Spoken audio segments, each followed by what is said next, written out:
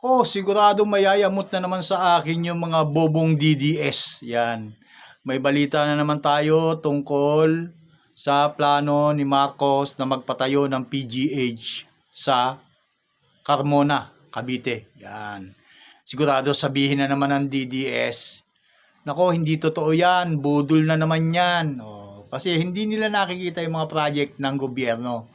Kasi ang nakikita lang nila ay yung mga katangahan nila. Yan, galit na naman sa atin yan, sigurado. Sabihin na naman nila, bangag ka, adik ka, bayaran ka, yan na naman. Diyos ko, hindi na tayo natapos. Ilang maleta ba ang nakuha mo? Yan ang sasabihin nila.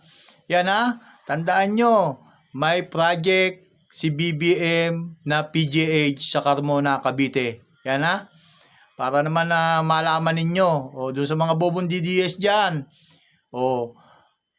Basher ko dyan, comment na kayo para matuwa-tuwa naman ako sa inyo. Ayan, magmura na naman kayo.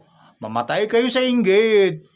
Magalit na kayo kung magagalit kayo. Kasi mga bobo kayo. Pusin nyo, ayan, naandyan. Panoorin nyo to. Isang bagong pasilidad ng Philippine General Hospital ang planong itayo sa Cavite.